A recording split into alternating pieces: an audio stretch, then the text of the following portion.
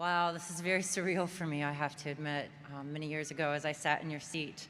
But first I'd like to start with a OH! Thank you. Good afternoon, class of 2022. Congratulations to each and every one of you. Years of hard work has brought you to this day, to this transition between old and new, between what has been and what will be.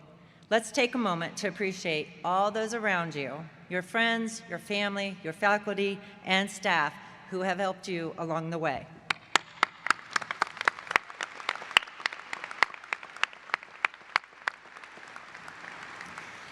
I would like to thank the staff, faculty, President Christina Johnson, Chairman of the Board, Dr. Hiro Fujita, and Board of Trustees for the invitation to join you on this very important day.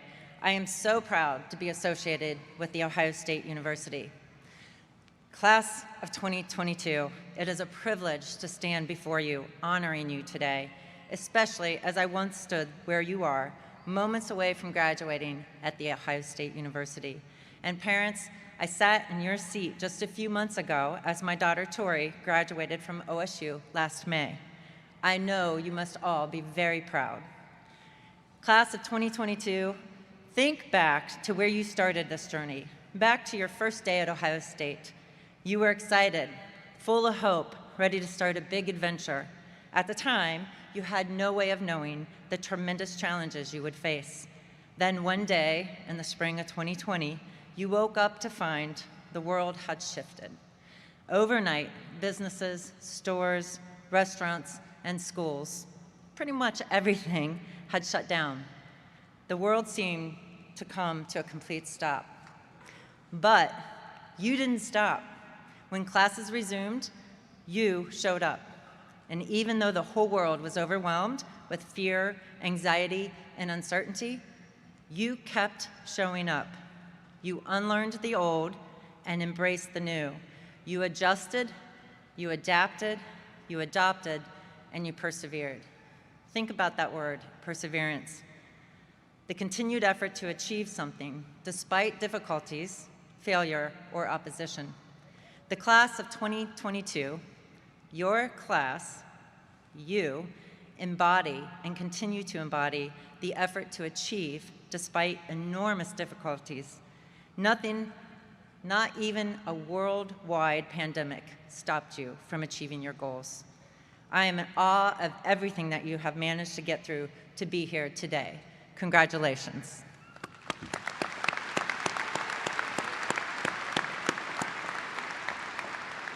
And you may think that's the shortest commencement speech ever, right? But I'm not done. So now it's time for you to carry that gift and determination with you as you move on to what is next. You know better than anyone that things rarely go according to plan. So when you leave here today, don't just follow your plan. Take time to fall in love with your purpose. Find it, nurture it, and let it be your guiding light.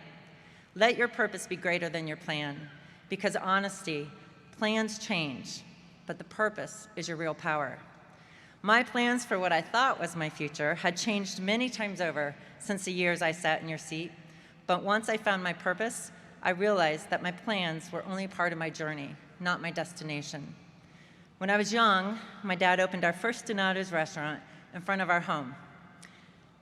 Our customers would actually come over and sit in our living room with us every night and eat pizza, and we got to know them like friends and family. I actually thought that was a normal way to grow up. I didn't know any different. And talking to our customers in a house, I learned about hospitality and neighbors and what they were struggling with. And outside of my bedroom at night, I could see our Donato's sign flash in our bedroom.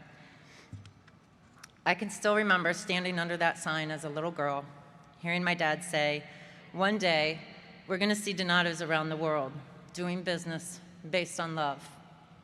It was never about being the biggest. It was never about making the most money. It was always about building a business based on love. As Jimi Hendrix once quoted, "When the power of love overcomes the love of power, the world will know peace." At Donato's, we believe in doing business based on the power of love, which our family refers to as Agape capitalism. Now, I know capitalism can be polarizing, But we believe when good people do business based on the power of love, they can do good things for people and their community. And agape, rooted in Greek, is the highest form of love. It's unconditional love. So today, I want to take a few minutes to share with you the 3 values of agape capitalism. Lead with love, practice the golden rule, and do the right thing. You may have noticed when you came in today, you were handed an agape capitalism coin, and it is in an envelope. But if you take that coin out, there are 3 pillars to this coin. We believe that you give energy to this coin simply by holding it. I've been holding it all morning because I'm really nervous about being here, but super excited to share this story with you. And as you hold it and you give energy to it, you're basically charging your own coin with a lot of energy. When you have a difficult decision to make, you can take out this coin and ask yourself, am I leading with love? Am I practicing the golden rule? And by practicing these 2 things, we believe it'll help guide you to the right decision. It sounds simple, doesn't it? But simple isn't always easy. Let's start first with the first value, lead with love. For many of us, it's a lot easier to lead in fear. You've probably had some fear-based decisions in your life, especially these last 2 years. Who hasn't? Maybe you still are. After graduation, you might find yourself in a career where you spend a lot of time managing fear. Fear of making your boss unhappy, fear of making the wrong decision, fear of failure. Maybe focusing on what might go wrong instead of what might go right. I do know a little bit about leading from a place of fear. Back in the 90s, McDonald's approached our family about buying our family business. And for the growth and the business, but more importantly for our people, we decided to sell. It was McDonald's, right? So we thought, who better to help build us a company worldwide than McDonald's, who was the world's largest restaurant company. And we also thought, wouldn't it be great to be able to build a business worldwide based on love? Looking back, it was the toughest time of my life. Under the arches, I was going in early, coming home very late, turning myself inside out, trying to meet constantly changing expectations of a new boss who didn't really like me, and a new organization, and a new culture, an environment that I didn't necessarily belong or fit into anymore. So before long, I found myself leading in fear. I started losing my identity. I lost my voice. I lost my courage to take risks, and I lost my purpose. Fear crept into everything that I did. It dimmed my light, and it ate away at my soul, both in and out of the office. Over time, I realized that I lost myself. Then one day, 4 years later, McDonald's stock hit a historic low, and they announced that they were going to sell or close all of our family restaurants. At that time, we had over 5,000 people counting on us for their livelihood. We believed in our destiny to keep doing business based on love. So I suggested to my dad I thought we should buy back the family business. Even though I had no idea how to buy back our family business from the world's largest restaurant company, I told him I'd find a way, and that I really needed him, and that he's really smart, and he has a great vision, and he's a great leader.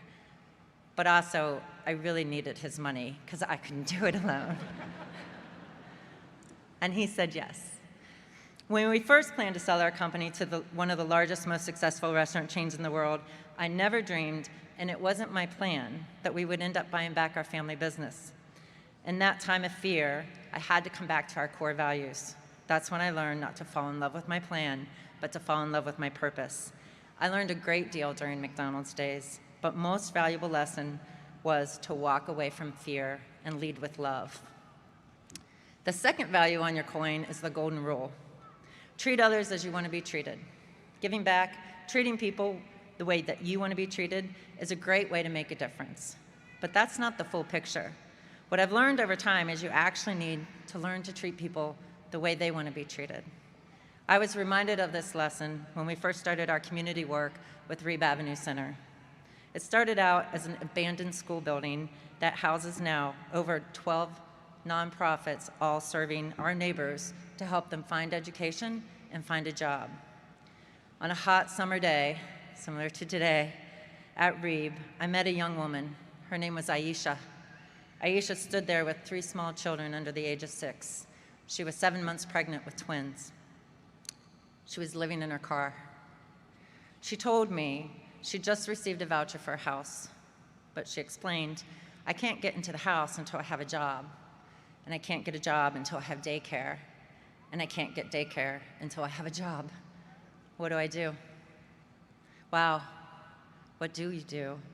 Recognizing all the barriers that she faced was bigger than just helping her get a job. Listening to Aisha that day made me think more deeply about how we must truly listen to others in order to practice the golden rule.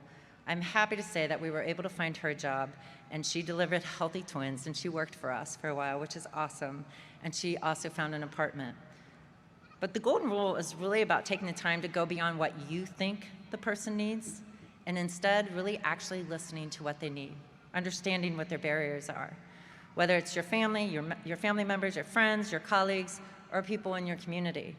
Take time to understand what people really need. That's the golden rule in its truest expression. And finally, the last value, do the right thing.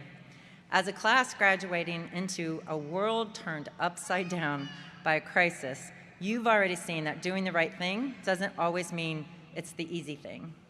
At Donato's, we first faced COVID like everyone else, our eyes wide open, no idea what was going to happen next. Like a lot of other businesses, we saw double-digit sales decline during those first few weeks of the lockdown. We were scared, so we applied for help with a PPP loan. Like many other businesses, we were approved for an $8 million loan. But the very next week, we started to see sales increase. With more people staying at home, more people were ordering pizza. Thank you. Appreciate that. Business started to rebound. We had 1 week to decide either to keep that loan or to turn it back in. And while it would have been much easier to go ahead and take the $8 million with so much uncertainty in front of us, we stopped and we asked ourselves, what was the right thing to do? We called an emergency board meeting. We decided to turn down the money. We were nervous about the decision, I'm not gonna lie. It had only been 2 weeks of positive sales, and we had no idea if our business would stay strong or if more challenges were coming, like so many of us. But we knew these loans were meant to help the small businesses that were struggling just to make their ends meet. There was no guarantee it would work out, but we made the decision based on our values, because in our hearts, we knew that doing the right thing for others would be doing the right thing for our Donato's family and our neighbors. There are just a few examples today of how Agape capitalism has influenced our work at Donato's and our community, as well as guided my own life. I hope this coin that you take with you today can be a small reminder that is, as you get to where you are going in life, you need to keep challenging yourself. Lead with love when you're challenged. Practice the golden rule and do the right thing. Congratulations, class of 2022. I hope you will each find your purpose, that you will learn and honor how others want to be treated, and you will strive to do what's right, not just what is easy.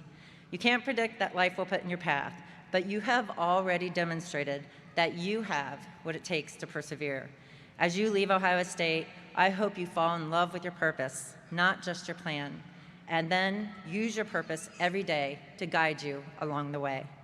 And while you continue to face times of fear and uncertainty, let all that you've accomplished during your time here at The Ohio State University remind you of what you're capable of, that you can not only survive, but you can thrive, no matter what the world throws at you.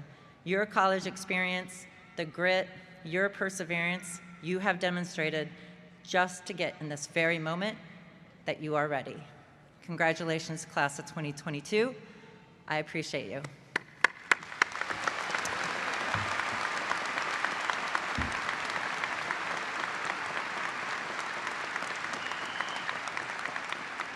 OH!